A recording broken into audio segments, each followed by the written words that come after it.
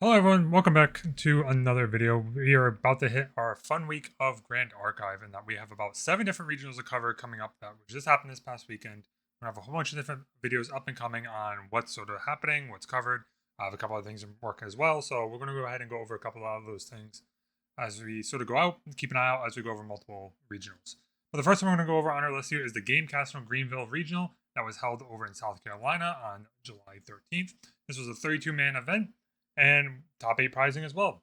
So going over a quick little breakdown of the entire list and the format, we had 6 Wind Tristans, 5 Fire Merlins, 4 Water Nicos, 3 Miracle Bots, 3 Slime Sylvie, 2 Water Control Tonys, 1 Fire Xander, 1 Water Diana, 1 Wind Tristan, 1 Wind Ally Zoraine, 1 Water Mordred, 1 Luxem Xander, 1 Luxem Xander Water, the other one is Fire, 1 Fire Eye, and 1 Fire Ari. And then into our top 8 breakdown I want to go into here very shortly is that it's going to be 3 of those Nicos converted, 2 Fire Merlin converted, 1 Fire Xander converted, 1 Wind Tristan converted, and 1 Water Diana converted. So technically speaking, our highest conversion rate was the Fire Xander and the Water Diana, followed by Water Nico, followed by Hybrid Merlin, and then Wind Tristan at the bottom of the conversion percentage list. But with that being said, let's go ahead and get right into our decks here. The first one is our first place of the regional. We have Amex 27 over on one of those Water Nico lists. So this list is very popularity lately. It's a very aggro-paced deck, but also a little bit of control. It's sort of a very tempo-paced because you have cards like Icebound Slam and you have Ravaging Finale to go ahead and close out the games, what you want to use to get to your win cons. We have cards like Frostborn Paladin as well to keep up pressure and intercept. But going in, we'll go over the material deck first. We have Spirit of Serene Water, Tony level 1, Nico, Backup Charger, Bulwark Sword, Grand Crusader's Ring, Smoke Bombs, Terror Fring, Mageman Lash, Scepter Lumina, Tideholder, Claymore, and Vapor Jet Shield. So the main point of the way Nico works is Nico goes ahead and gets a lash counter onto the champion every time you use a floating memory card, or pay a card from your floating memory from your graveyard to pay for cost. So you really want to have a material deck with a decent amount of overall cost from that have to pay from your memory. So you're going to get multiple lash counters on your champion, especially something like Mageman Lash, where the damage scales based on those lash counters. And if you go into a couple of these cards here, you have cards like Ravaging Finale that require 2 floating memory to be banished as part of an additional cost, and then it goes to deal damage to your opponent. And then they mill cards equal to the amount of damage they have, times it by 2.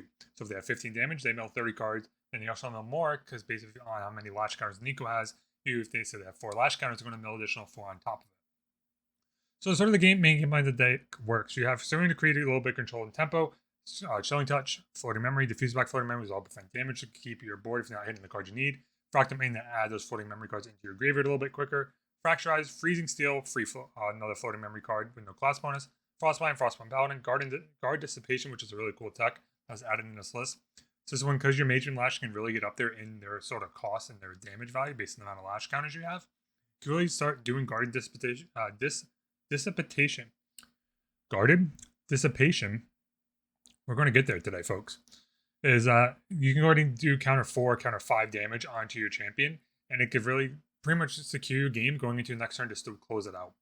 4 Icebound Slam is your early aggro, so the way you usually want this to work is that your turn 1, you're going to run through 6, pass your turn, come into your next turn, materialize a backup charger DCR to draw a card, and draw another card in your hand, and then you're going to Icebound Slam on that turn 2, and then you can go ahead and say something Frostborn Paladin or Icebound Slam again on turn 3 if you really want to, and you're pushing about 16 damage there alone, and you really get a lot of high value out of something like Icebound Slam, unless there's something like a Nullifying Lantern that comes into play, which does sort of hurt the scalability of the Icebound Slam to only deal 3 damage versus the 8.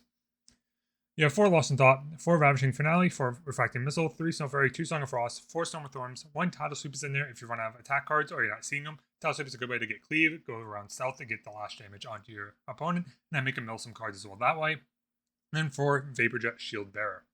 And the sideboard here, we have 1 Viridian Protected Trinket, 2 Freezing Hail, 3 Revitalizing Cleanse, 1 Song of Frost, 2 Tidal Sweeps, and 2 Torrential Blast. Ooh, Torrential Blast is really interesting, actually, because you could pretty much deal with something like Deer, because you have a lot of water cards in your graveyard, and you don't have to deal with something like Nullify Lantern on the field.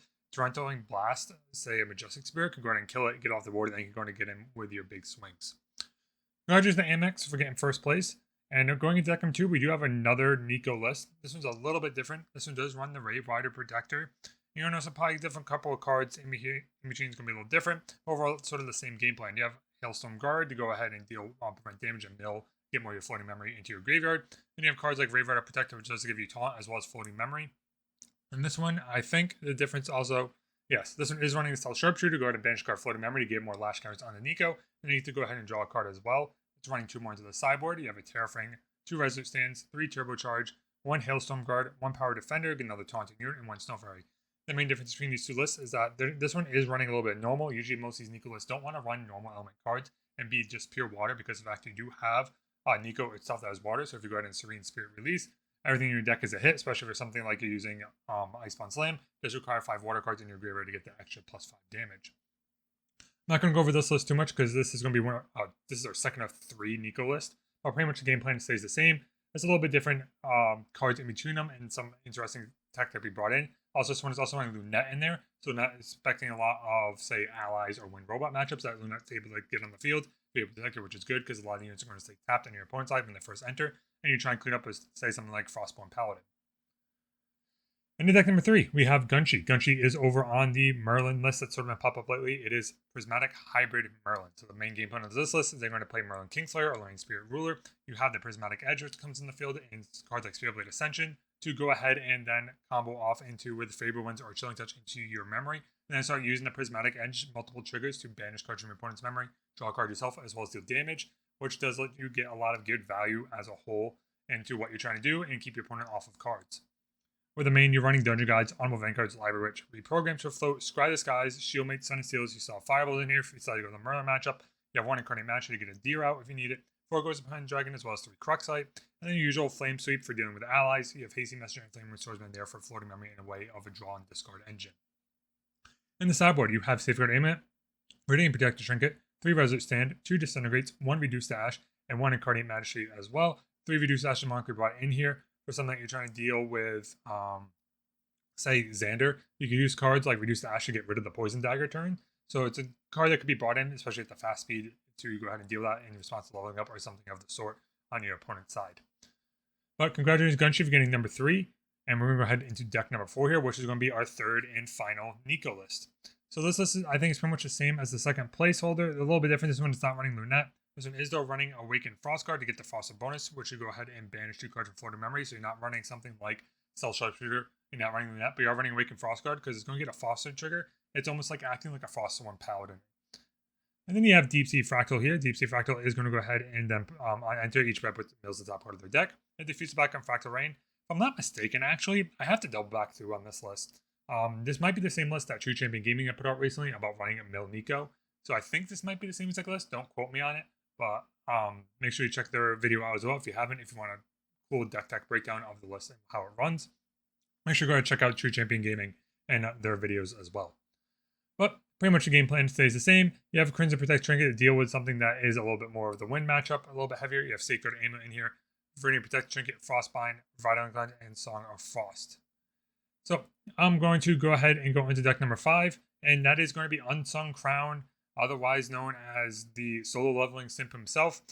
I apologize if you're watching this video afterwards, Crown. But Spirit of Fire Xander, really interesting to see Spirit of Fire Xander come out. It's running the pretty much the same aggros we talked about before with this list. You're running cards like Mercenary Blade to get a dagger, Poison Dagger to go ahead and get the extra damage onto a turn. Quicksilver Rail to hide the Poison Dagger under it. It protects you from stuff like Reduce to Ash. You have Smoke Bombs, Terrafring, Wind Resonance Bobble, and Varuk Soul Knife.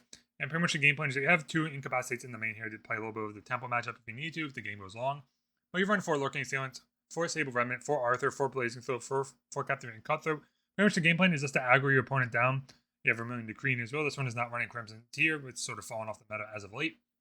But the fact that you're going to run cards like Karazi Courier as well, he's Messenger good. Just one sort of chip damage into your opponent, especially if you have Arthur on the field it's tapped. Everything gets an extra +1 attack damage.